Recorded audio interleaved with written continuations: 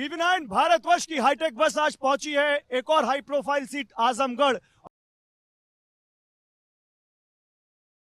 आजमगढ़ के सांसद और बीजेपी के प्रत्याशी दिनेश लाल यादव उर्फ निरहुआ बस वाला।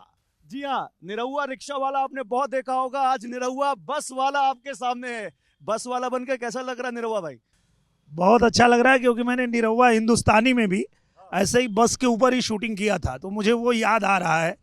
और मैं आजमगढ़ की धरती पे आपका स्वागत अभिनंदन कर रहा हूँ और आपका बहुत बहुत अभिनंदन है। आप क्योंकि जमीन से जुड़े कलाकार भी हैं और देख भी रहा है मैं जमीन से जुड़े नेता भी हैं, स्ट्रगल के समय कहीं कोई याद है ऐसे बस पे छत पे बैठ बैठ के गए हो कहीं कोई शूटिंग का ऑडिशन वगैरह देने कुछ? अरे बहुत बार ऐसा होता था कि हम लोग कहीं कार्यक्रम करने गए हैं और कार्यक्रम रात भर हुआ और पता चला कि सुबह पैसा ही नहीं मिला और घर से काफ़ी दूर है, अब घर पहुँचे कैसे? तो फिर यही एक रास्ता बचता था कि कोई ट्रक या किसी को हाथ दिखा के उस पर हम लोग बैठ जाते थे और फिर भूल जाते थे कि पैसा वैसा नहीं मिला है, और फिर वहीं ढोलक हारमोनियम खोल के छत पे ही पूरा अपना गाते वाते फिर घर पहुंच जाते थे। तो क्यों ना आप भी मूड में है, मौसम भी बड़ा मूड में है, कुछ एक मूड बन जाए इस इंटरव्यू का। फिर आगे इंटरव्यू राजनीतिक बात करेंगे, फिल्मी बात करेंगे, लेकिन एक मूड बन जाए। अभी एक बड़ा रोमांटिक मेरा गाना आया है जो सिर्फ इंडिया नहीं ग्लोबली ट्रेंड कर रहा है। हाँ, और नंबर 1 पे ट्रेंड कर रहा है। और वो गाना है, वो मैं 2 लाइन आपको सुनाता हूँ।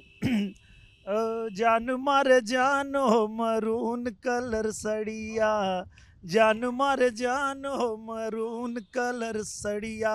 और चूंकि आजमगढ़ में मुबारकपुर है और यहाँ साड़ी बनती भी है, साड़ी के लिए इसको जाना भी जाता है और पूरे वर्ल्ड में यहाँ की बनी हुई साड़ियाँ जाती है। तो हम लोग अभी तो इस गाने के ट्रेंड होने के बाद आजमगढ़ में ये भी हम लोग करने जा रहे हैं कि मुबारकपुर में ऐसी व्यवस्था हो कि वर्ल्ड में कहीं से भी कोई अगर मरून कलर साड़ी किसी को चाहिए तो ऑनलाइन ऑर्डर करे और हमारा यहाँ का जो बुनकर भाई है वो यहीं से उसको डिलीवरी कर दे, उसको भेज दे। आजमगढ़ में हम देख रहे हैं काफ़ी यहाँ पे दिख रही है जनता भी बड़ी वाइब्रेंट दिख रही है। आप वो जो छवि है एक निरहुआ रिक्शा वाला की, एक भोजपुरी स्टार की, वो छवि अभी भी आपके पीछे है या आप दिनेश लाल यादव उस छवि से आगे आ गए? नहीं नहीं, अभी भी वो छवि है, क्योंकि मैं एक दिन ऐसे ही जा रहा था आजमगढ़ में तो एक रिक्शा वाला थे, वो बोले ए निरहुआ रिक्शा वाला यहाँ आओ यहाँ। तो हम गए, हम बोले जी प्रणाम बताइए। बोले अरे यार हम हूँ रिक्शा वाला, तू हूँ रिक्शा वाला। बोले लेकिन भाई तुमको मान गए। हम बोले क्या मान गए? बोले पहले आजमगढ़ की सड़कें ऐसी थी ना कि जब मैं यहाँ रिक्शा खींचता था तो पेट दर्द हो जाता था, लेकिन 1.5 साल में आजमगढ़ की सड़कों को तुमने ऐसा बना दिया है कि दम भी नहीं लगाना पड़ता, एक ही हाथ से एकदम फरफर फरफर रिक्शा चलता है। तो भाई मान गए कि एक गरीब का दर्द गरीब समझता है। मतलब रिक्शा वाला निरहुआ रिक्शे वाले से खूब खुश है, बहुत खुश है कि भाई इतनी अच्छी सड़कें बना दिया। जिस आजमगढ़ को इसके पहले जो लोग यहाँ जीतते थे बोलते थे हमारा गढ़ है, और इसको पूरा गढ़ ही बना दिए थे, पूरा गड्ढा ही गड्ढा सब रोड पे। मतलब कहीं कुछ जगह तो लोग धान रोप देते थे सड़क पे कि देखो, हाँ कि देखो भाई ये सड़क कहाँ है, धान रोपाई कर देते थे। उन सड़कों को भी हम लोगों ने चमका दिया 1.5 साल में। इसलिए रिक्शा वाला भी खुश है, बस वाला भी खुश है और आम जनता भी खुश है। नहीं, लेकिन आप पॉलिटिक्स में हम नए नहीं रह गए, आप हो गए ठीक ठाक पुराने। पहला प्यार क्या है निरहुआ रिक्शा वाला का, फिल्म या राजनीति? मुझे लगता है मेरा सबसे बड़ा प्रेम जो है वो मेरी जनता है, और मैं जो भी करता हूँ अपनी जनता के लिए करता हूँ। मैं राजनीति में आने के बाद अपनी फिल्में नहीं छोड़ा। मैं इसी आजमगढ़ में 1.5 साल में 8 फिल्में बनाया हूँ। और जो लोग कहते थे कि अरे हीरो है जीतेगा तो भाग जाएगा, तो मैंने उनको जवाब दिया कि मैं यहाँ से भागने वाला नहीं हूँ, मुंबई को आजमगढ़ में लेके आऊँगा। और वही मैंने किया। आजमगढ़ में रह के मैं अपनी भी फिल्म बनाता हूँ, मेरे दोस्तों को भी यहाँ बुलाता हूँ। तो मेरी 8 बनी, बाकी लोगों की 22 फिल्में। अच्छा, आपने 8 फिल्में बनाई आजमगढ़? मेरी 8 बनी और कुल मिला के 22 फिल्में बनी ऑन रिकॉर्ड। तो आजमगढ़ में किसी भी फिल्म सिटी से ज़्यादा फिल्में बनने लगी। और उसके बाद सबसे बड़ी जो बात है, जहां हम फिल्म बनाते हैं वहीं अपना ऑफिस लगाते हैं, वहीं कंप्यूटर लग जाता है। जनता आती है, फिल्म शूटिंग भी देखती है, और उनको सड़क चाहिए, उनको पुल चाहिए, उनको दवा के लिए पैसे चाहिए, क्या चाहिए, उनको जो भी चाहिए वो भी हम वहीं टाइप करते हैं लेटर, और प्रधानमंत्री जी को, मुख्यमंत्री जी को, जिस विभाग को, फिल्म भी चल रही है, राजनीति भी चल रही है। दोनों एक साथ चलती है, और इसीलिए हम लोग यहाँ सफल हो पाए हैं। 4 जून की फिल्म क्या होगी दिनेश जी, हिट होगी फ्लॉप होगी? मुझे लगता है कि देखिए, बहुत पहले एक फिल्म आई थी नदिया के पार, और अब ये 24 में बन रही है 400 के पार, और ये 100% सुपर हिट होगी। कुछ लोग कह रहे हैं कि कहीं निरहुआ चलन लंदन ना हो जाए 4 जून। नहीं, ऐसा नहीं होगा, क्योंकि हम लोगों ने यहाँ धरातल पे रह के काम किया है। और सबसे बड़ी बात आपको बताता हूं कि आजमगढ़ में जो लोग पहले हमारे पक्ष में नहीं थे वो भी आ गए, और उसका एक ही कारण है। अगर आपको धर्मेंद्र यादव मिलेंगे तो आप पूछिएगा, तो वो खुद ही बता देंगे कि हाँ, ये सही कारण है। ये लोग 19 में जीते तो भी भाग गए, 22 में हारे तो भी भाग गए। तो जो जनता इनके लिए लड़ती थी, हमारा विरोध करती थी, वो लोग भी मेरे साथ आ गए, क्योंकि 5 साल में यहाँ रहा तो उनका काम भी मैं ही कर रहा था। उनके जो सपोर्टर थे वो कभी अपने नेता को यहाँ नहीं पाए। धर्मेंद्र यादव 22 के बाद एक दिन आजमगढ़ नहीं दिखे, लेकिन कोई मेरे पास आया तो ना उसकी धर्म पूछी, ना जाति पूछी, ना पार्टी पूछा। नहीं, लेकिन वो कुछ और कहते हैं। आप कह रहे हैं कि उनके लोग भी आपको वोट देंगे, वो कह रहे हैं उपचुनाव में जीत गए क्योंकि प्रशासन ने जितवा दिया, वो आरोप लगाते हैं आपके ऊपर। उन लोगों को आरोप के अलावा कुछ आता भी तो नहीं है, कभी ईवीएम पे आरोप लगाएंगे। लेकिन हम कहते हैं कि विपक्ष ईवीएम का रोना रोते रह जाएंगे, और हम भी बूथ पे जाएंगे, कमल का बटन दबाएंगे, 400 सीट जीतकर 24 में फिर मोदी ही आएंगे। और जिस 400 की आप बात कर रहे हैं, 400 आ रही है? 100% आ रही है। उसका कारण है कि आप 3 चरण का चुनाव हुआ है, उसी में देख लीजिए भारतीय जनता पार्टी जीत रही है। आने वाले समय में भी जो होने वाला चुनाव है, उसमें हम लोगों ने जो धरातल पे काम किया है उसके दम पे बात कर रहे हैं। आज हम गांव गांव घूमते हैं, जनता में जाते हैं, तो जनता खुद ही कहती है, अरे हम लोग आप ही को जिता रहे हैं, हमको दिया किसी ने कुछ, क्या हमको जो दिया है सब मोदी जी ने ही दिया है, तो हम भी मोदी जी को ही देंगे। तो जनता मोदी जी के साथ है। ये धरती कैफी आजमी की भी है, और ये धरती अबू सलेम की वजह से भी सुर्खियों में रही है। अब आजमगढ़ किस वजह से सुर्खियों में रहेगा? आजमगढ़ की पहचान हम लोगों ने चेंज कर दिया है। वो दौर गया जब गुंडे माफियाओं का यहाँ राज था, और पहले की जो सरकारें थी और जो लोग यहाँ जीतते थे वो गुंडों को सह देते थे, इसलिए यहाँ की छवि खराब थी। पर जब से हम लोगों को अवसर मिला है, भारतीय जनता पार्टी को अवसर मिला है, हम लोगों ने यहाँ संगीत विद्यालय बनवाया है। उन लोगों ने यहाँ क्या बनवाया था? जेल बनवाया था कि गुंडाई करो जेल में जाओ। हम लोगों ने यहाँ विश्वविद्यालय बनवा दिया 1.5 साल में। हम लोगों ने यहाँ रिंग रोड बनवा रहे हैं, रिंग रोड लेके आया आजमगढ़। हम यहाँ नया रेलवे स्टेशन बना रहे हैं। ये जो है, ये अपना गोरखपुर का हाईवे है ये। तो मुझे लगता है कि हम लोग यहाँ पे धरातल पे इतना काम कर रहे हैं कि उसके वजह से इसकी पहचान बदल रही है कि भाई विकास के लिए अब जाना जा रहा है आजमगढ़। और प्रधानमंत्री जी जिस दिन आए थे आजमगढ़, उन्होंने कहा कि ये अनंत काल तक इसका विकास रुकने वाला नहीं है, ये आजमगढ़ बन चुका है, आजमगढ़ बन चुका है जी। अच्छा, आपने अवसर की बात की दिनेश जी या निरहुआ जी। एक अवसर जैसे आप हो गए, मनोज तिवारी हो गए, रवि किशन हो गए, भोजपुरी के तीनों सुपर डुपर स्टार, तीनों ने खूब नाम कमाया। लेकिन एक और सुपरस्टार है जिनको मौका दिया गया आपकी पार्टी की तरफ से, पवन सिंह। नहीं लड़ा उन्होंने चुनाव, अब वो निर्दलीय आ गए हैं।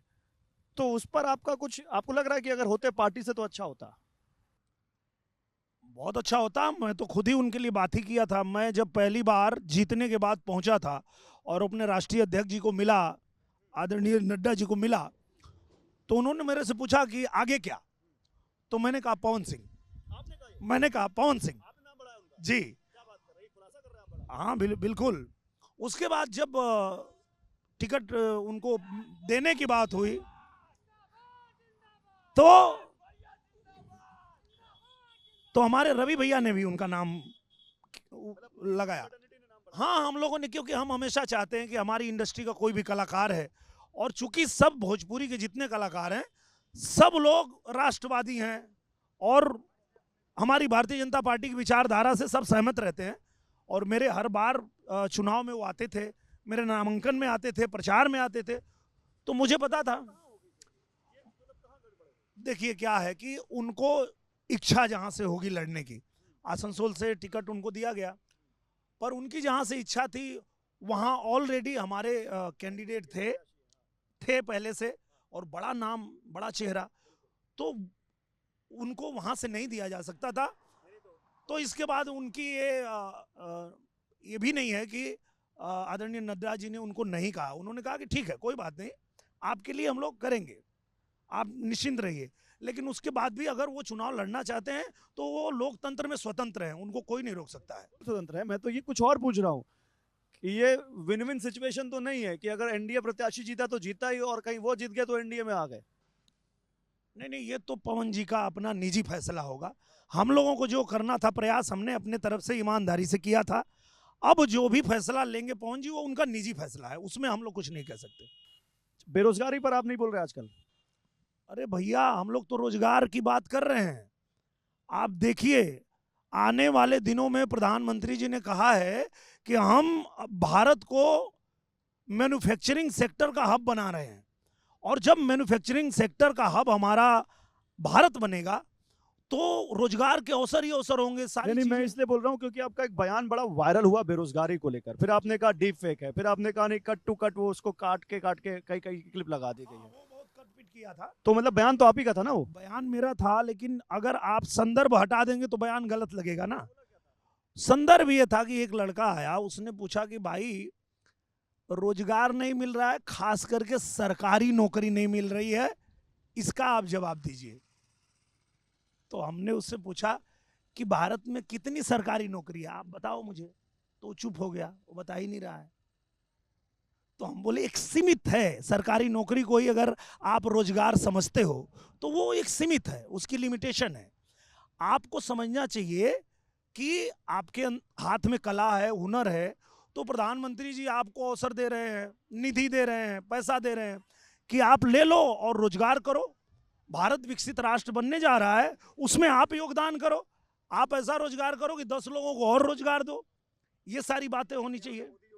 नहीं, वो बात तो तब आई कि बोले नहीं नहीं बेरोजगारी बढ़ रहा है, तो हम बोले बढ़ा कौन रहा है? तो हाँ, इसलिए वो उस चीज को वो लोग खाली अपने मतलब का। मुझे लगता है कि ये बहुत, फिर इसको अगर काट के चलाने लगेंगे तो फिर वही, हाँ, चाहे वो हिंदू हो या मुसलमान हो, मैंने किसी एक का नाम नहीं लिया। मैंने सिर्फ ये कहा कि लंबे समय से अगर सरकार चाहती है कि हम लोगों को छोटा परिवार, सुखी परिवार रखना चाहिए, तो क्या हमारी जिम्मेदारी नहीं कि हम सरकार की उस बात को माने? मैं ये नहीं कह रहा, मैं तो मुसलमानों का नाम भी नहीं लिया था। हमारे ऐसे एक प्रधान जी हैं, उनके 15 बेटा है, हिंदू हैं, और वो भी हमसे बेरोजगारी की बात करते हैं। हम बोले भैया कम से कम तू तो मत करा राहेदा। नहीं, जो आप बात कह रहे हैं, अभी प्रधानमंत्री की जो आर्थिक सलाहकार परिषद की रिपोर्ट है उसने भी कुछ इस तरफ आंकड़े बताए हैं कि बहुसंख्यक आबादी जो हिंदू है उसकी जो प्रजनन दर है वो कम है, या उसकी आबादी कम हो रही है और मुस्लिम आबादी बढ़ रही है। तो क्या आप उसी की तरफ इशारा कर रहे थे? तो उसमें सब लोग एकदम अपने मतलब का चीज निकाल के और लगे माहौल बनाने, पर मेरा वैसा कुछ मतलब नहीं था। नहीं, लेकिन आपके कई बयान वायरल हुए। एक बयान तो 2019 में टीवी 9 पे ही आपने दिया था कि भगवान का लिखा हुआ भी मैं मिटा सकता हूं और कोई पैदा नहीं हुआ जिसको मैं जो हरा सके, और फिर आप हार गए उस चुनाव में। तो नहीं, मेरा सवाल सुन लीजिए, तो उसमें आपको बाद में गिल्ट हुआ क्या कि ये बयान क्यों दे दिया मैंने? नहीं नहीं भैया, मैं ये गिल्ट जरूर हुआ था कि मैंने टीवी 9 पे बयान क्यों दिया, जो मेरे बयान को काट छांट के। नहीं, लाइव थे, लेकिन उसको बाद में क्लिप बना बना के जो डाल रहे थे, ईश्वर का लेख मिटा देगा, ये कर देगा, वो कर देगा, वो सिर्फ मेरा नाम खराब करने के लिए किया जा रहा था। वो इतना तो मेरे को भी समझ में आ रहा था। मैं बोला कोई बात नहीं भाई, चलो उसी से तुमको अगर बहुत पब्लिसिटी मिल रही है तो कर लो। लेकिन मैंने क्या कहा था, मैं आज भी आपको बता देता हूं, अक्षरशः बता देता हूं। मैंने कहा था कि अगर मैं धर्म के साथ हूं तो मैं कभी हार नहीं सकता, और मैं नहीं हारा। 17वीं लोकसभा में ही जीत के मैं पहुंचा सदन में। लेकिन 2019 हार गया। कोई बात नहीं, पर मैं हार नहीं माना ना भैया। अच्छा चलिए, उसी बात पे बात करते हैं। वो बयान भी लोगों के पास है, लोग देख लेंगे, समझ लेंगे। मैं ये बोल रहा हूं आपसे, 2022 में आप उपचुनाव में 8-8,500 वोट से जीते, और तब गुड्डू जमाली 2-2.5 लाख वोट लेके गए। इस बार गुड्डू जमाली उधर चले गए। गुड्डू जमाली अकेले गए? नहीं नहीं नहीं, अकेले गए, बसपा थोड़े गई है। इंडिविजुअल गए हैं ना वो, तो उनके जाने से यहाँ फर्क ही नहीं पड़ता भैया। उस समय बसपा से वो लड़ रहे थे, वो जो वोटर्स थे ना वो बसपा के थे, वो गुड्डू जमाली के नहीं थे। और आज ही मुबारकपुर में जो निर्दल चेयरमैन है डॉक्टर समीम, वो आ गए भाजपा में, आज ही ज्वाइन कर लिए वो। हमारे ओम प्रकाश राजभर जी आ गए भाजपा में, 1 लाख वोट तो यहीं बढ़ गया हम लोगों का। भाजपा में आ गए, एनडीए में आ गए? एनडीए में आ गए, मतलब वही। आपकी एक्ट्रेसेस नहीं दिख रही है आपके प्रचार में जो आपके साथ? सब लोग हैं, सब लोग प्रचार में हैं। अभी आम्रपाली दुबे जी थी वहाँ मुबारकपुर में, अयाज खान हैं, हमारे संजय पांडे हैं, सुबी शर्मा हैं, सब लोग सब लगे सब प्रचार में, दोबारा जुदार में। बिल्कुल सब लोग प्रचार में लगे हुए हैं। कंगना रनावत जी कैसी लगती हैं आपको? बहुत बेबाक और बहुत ही एकदम लड़ाकू, जो योद्धा होना चाहिए उस तरह से हैं वो किसी से दबती नहीं है। लगता नहीं कभी कोई ज्यादा बोल जाती है? मुझे लगता है कि हर व्यक्ति को अपने विचार रखने की आज़ादी है, और उनको जो लगता है वो कहती हैं। अभी उन्होंने कहा कि अमिताभ बच्चन के बाद मैं हूं खाली जिसको पैन इंडिया फिल्मी कलाकारों में पूरे दूसरे नंबर पर मुझे पूरे देश में लोग पसंद करते हैं, अभी उन्होंने कहा। ठीक है, तो इसमें क्या दिक्कत है? अगर उनको लोग पसंद कर रहे हैं तो अच्छी बात है, इसके लिए उनको शुभकामना दिया जाना चाहिए। मैं इसलिए बोल रहा हूँ, आपका क्या मानना है इस पे? मुझे लगता है कि देखिए, अगर वो किसी फिल्म को उन्होंने सामने रख के ही बोला होगा, कोई ऐसी फिल्म उनकी आई जिसके लिए लोगों ने उनको बहुत लाइक किया है, तभी बोला होगा उन्होंने। ज्यादा समय नहीं लूंगा, 2 लड़कों की जोड़ी, उस पर कोई डायलॉग है आपके पास? मुझे लगता है कि इनकी जो राजनीति करने की समझ थी वो बहुत पुरानी हो चुकी है। अब उस पे ये जनता इनके साथ जाने वाली नहीं है, और ये खुद को बदलने के लिए तैयार नहीं है। इनको सिर्फ एक ही काम आता है, मोदी का विरोध करो, मोदी का विरोध करो, और इसके अलावा इनको कुछ समझ में आता नहीं है। और ये भूल जाते हैं कि मोदी कुछ अच्छा कर रहे हैं, उसका विरोध करके ये खुद ही मतलब जनता के बीच में हंसी के पात्र बन जाते हैं। तो उनके विरोधी हैं तो विरोध तो करेंगे ही ना, राजनीतिक विरोध। नहीं, पर कैसा विरोध? अब वैक्सीन का विरोध करते हैं, राम मंदिर का विरोध करते हैं, राम का विरोध करते हैं, ये कौन सा विरोध है?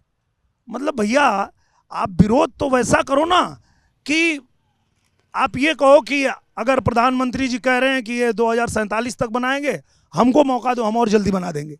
ऐसा कुछ इनको राजनीति करनी चाहिए। पर ये पॉजिटिव पॉलिटिक्स करनी चाहिए ना। पर ये तो खाली मोदी जी जो कर दे वही गलत, यही इनको आता है। राम मंदिर का आपने जिक्र किया, मैं अयोध्या में था, आप भी शायद आए थे अयोध्या उस समय जब प्राण प्रतिष्ठा हो रही थी।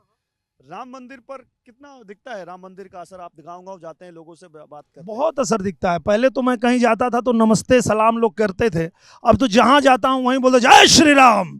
तो वो तो है, माहौल तो बना है। जय श्री राम, जय श्री राम। आप जवाब क्या देते हैं? मैं भी जय श्री राम कहता हूँ। लेकिन आप शायद भगवान शंकर के ज्यादा बड़े भक्त हैं। नहीं, मैं तो देखिए, हमारे लिए हमारे सभी देवी देवता सब जो है वो हमारे मन में रहते हैं, हमारे दिल दिमाग में रहते हैं, हम जपते रहते हैं, भजते रहते हैं। कोई एक मंत्र, कोई एक श्लोक हमारे दर्शकों के लिए? कृष्णाय वासुदेवाय हरे परमात्मने प्रणतः क्लेशनाशाय गोविंदाय नमो नमः। मतलब सब कुछ वही है, सब हरने वाले, सब करने वाले वही हैं। वो आपको सब देने वाले हैं, सब लेने वाले हैं, बस उन्हीं पे सब छोड़ देना है। मैं ये जानना चाहता हूँ, आपकी कितनी फिल्में अभी पाइपलाइन में है? क्योंकि आप साइमल्टेनियसली फिल्में भी कर रहे हैं। जी, कम से कम 20 फिल्में अभी लाइन से हैं 20 फिल्में जो आगे करनी है मुझे। और चूंकि अभी चुनाव में हूँ, तो जैसे चुनाव खत्म होगा इसी आजमगढ़ में, जय हो, मेरे साथ में जो डायरेक्टर्स हैं वो भी मेरे साथ चुनाव प्रचार में घूमते हैं। और किसी को कोई घर पसंद आ गया, बोलते हैं मैं अपनी फिल्म यहाँ शूट करूँगा चुनाव बाद। कोई कहता है मैं यहाँ करूँगा, बोला ठीक है कर लो भैया। तो चुनाव खत्म होते ही यहाँ शूटिंग शुरू हो जाएगी। नहीं तो फिर सांसद जी फिल्मों में बिजी हो जाएंगे तो जनता का ख्याल कैसे रखेंगे? मैं बड़ा अच्छे से रख पाता हूँ, क्योंकि मैं जनता के बीच में रह के जब शूटिंग करता हूँ तो वो अपनी समस्या लेके आसानी से मेरे पास आ जाते हैं। आजमगढ़ में ही जब करता हूँ, रहता हूँ, वो आके बता देते हैं कि भैया हमको एक ऑपरेशन कराना है, पैसे नहीं है, हमको 15 लाख चाहिए। वहीं पत्र टाइप होता है, साइन मारते हैं, भेज देते हैं, प्रधानमंत्री जी के यहाँ से आ जाता है, मुख्यमंत्री जी के यहाँ से आ जाता है। उनको सड़क चाहिए, पुल चाहिए, नाला चाहिए, जो भी चाहिए, वो हम बैठे बैठे वहीं शूटिंग पे 2 घंटा देते हैं उनको। और 2 घंटे में जो 200 लोग आए हैं उनकी समस्या सुलझा देते हैं और फिर वो लोग शूटिंग का भी आनंद लेते हैं, सेल्फी भी लेते हैं। तो उनकी सड़क भी बन रही है और सिनेमा भी बन रहा है। प्रधानमंत्री नरेंद्र मोदी जी से आपकी बात हुई चुनाव को लेकर, कुछ चर्चा हुई, कुछ कहा उन्होंने आपको? बिल्कुल, प्रधानमंत्री जी यहाँ आए थे और प्रधानमंत्री जी यहाँ से उद्घाटन किए हवाई अड्डा का, और पूरी आजमगढ़ की जनता वहाँ जुटी थी और आजमगढ़ की जनता ने कहा कि उड़ल हवाई जहाज मोदी जी के राज में और साइकिल छोड़ा आजमगढ़ उड़ी अब जहाज में। तो पूरे आजमगढ़ के लोग खुश थे और प्रधानमंत्री जी ने कहा जीत के आना। बहुत अच्छी बात है, आपने साइकिल का जिक्र किया। रिक्शे पे तो आप बैठे हैं, साइकिल पे बैठेंगे कभी? मुझे लगता है कि आपको कहीं साइकिल नहीं दिखेगी। देखिए, आप चलते जाइए, वो जमाना खत्म हो गया और अब वो साइकिल को लोग समझ गए कि भैया वो पंचर हो चुकी है, उसके चक्कर में पड़ना नहीं है। क्योंकि एक मौका दिया था जनता ने, आजमगढ़ की जनता ने मौका दिया था 19 में अखिलेश यादव जी को, और वो आजमगढ़ छोड़ के चले गए। वो गए तो फिर धर्मेंद्र जी आए, वो हारे, वो भी गए और फिर एक दिन भी यहाँ मुंह नहीं दिखाए। मिलेंगे तो उनसे पूछिएगा कि आप, जो आजमगढ़ की जनता आपके लिए लड़ी, जो आपके लिए निरहुआ से भिड़ गई, उसके दुख सुख में एक दिन आए आप? उसके दुख सुख में तो निरहुआ ही खड़ा था कि मैं यहाँ पे आजमगढ़ में हूँ। कोई आया और बोला कि भैया ठीक है, हम तो आपको नहीं वोट दिए थे, हम तो उनके चक्कर में रह गए थे, पर हमारे घर पे शादी है तो हम गए। हम बोले कोई बात नहीं, तुम किसको वोट दिए, कौन धर्म जाति बिरादरी, अब उससे लेना देना नहीं है। आजमगढ़ ने सेवक चुन लिया, यहाँ हूँ, आपके सुख दुख में रहूँगा। और ये काम मैं 19 में हारने के बाद भी कर रहा था। ये लोग जीत के भी भागे, हार के भी भागे, और यही कारण है कि इनके लिए जो लड़ रहे थे अब वो मेरे साथ आ गए हैं। लेकिन वो कह रहे हैं MY की बात करें तो वो यहाँ डिसाइडिंग फैक्टर है। करीब 6-7 लाख वोटर है, मुसलमान और यादव आ गए सब मेरे साथ ना। मैं आज ही 3 ऐसी मीटिंग किया हूँ जो यादव लोगों के गांव में, और आपको जान के हैरानी होगी कि जिस गांव में जब मैं पहली बार आया था तो जिस गांव के यादव ने मेरा विरोध किया था, उसी गांव के यादव ने 22 में मुझे बूथ जिता दिया था। और फिर आज मेरी मीटिंग थी और कहा कि फिर आप ही को जिता रहे हैं। नहीं, लेकिन आप तो ये कह रहे हैं ना कि मुस्लिमों को आरक्षण दे रही है इंडिया गठबंधन, नहीं देना चाहिए, तो मुस्लिम आपसे नाराज नहीं हो जाएंगे? बिल्कुल नहीं नाराज होंगे, क्योंकि आज ही मुबारकपुर में जो वहाँ के चेयरमैन हैं निर्दल थे, और वो अभी डॉक्टर शमीम आ गए हमारे भारतीय जनता पार्टी में, और उन्होंने मंच से कहा कि अगर मुसलमानों को सबसे ज़्यादा लाभ दिया है तो वो मोदी जी ने दिया है, तो मुसलमान मोदी जी के साथ चलेगा। ये वो खुद ही कह रहे हैं। चलिए, तो मैं आखिरी में, क्योंकि आप भोजपुरी के स्टार हैं, आप म्यूजिक बहुत अच्छा करते हैं, आप गाते बहुत अच्छा, एक्टिंग बहुत अच्छा करते हैं, तो आपने कुछ इलेक्शन के लिए बनाया है, अपनी कैंपेनिंग के लिए बनाया है, जो आप हमारे दर्शकों के लिए गुनगुनाना चाहें? बिल्कुल बिल्कुल। यहाँ जो हम लोगों ने किया है उसी के लिए मैंने कुछ लाइनें बनाई, और मैं आजमगढ़ में वो दोहराता भी हूँ कि 15 महीना में 15 साल से ज्यादा काम करवले बा, केहू जवन ना करे पवलस के निरहुआ देखवले बा। पूरा आजमगढ़ चमके लागल, सबके साफ देखाते बा, आजमगढ़ के बच्चा बच्चा दिनेश लाल यादव के साथे बा, आजमगढ़ के बच्चा बच्चा निरहुआ भैया के साथे बा। मन नहीं मान रहा है, मन कर रहा है बात करते रहे आपसे। मोदी और योगी जी के लिए भी आपने एक गाना बनाया था, एक बार वो भी गुनगुना देते अगर। हाँ बिल्कुल। भारत विकसित देश बनेगा, मोदी की गारंटी है, कोई भूखा नहीं रहेगा, मोदी की गारंटी है, भारत विकसित देश बनेगा। क्या बात है, बहुत बहुत शुक्रिया, बहुत बहुत धन्यवाद भैया। निरहुआ जी हमारे साथ बहुत साफगोई से अपनी सारी बातें रखते हुए, और देख सकते हैं आप कि कितना ज्यादा इस वक्त जमीनी स्तर पर भी एकदम वेशभूषा में भी एकदम जमीन से जुड़े हुए लग रहे हैं। और ये इंटरव्यू वाकई बहुत स्पेशल रहा इनके साथ। बहुत शुक्रिया अपना कीमती वक्त हमें देने के लिए। TV9 भारतवर्ष पर फिर एक किसी और मशहूर हस्ती से बात करेंगे और देश की राजनीतिक नब्ज टटोलेंगे इसी हाईटेक बस की इसी छत पर। फिलहाल बहुत शुक्रिया, बहुत नमस्कार, धन्यवाद।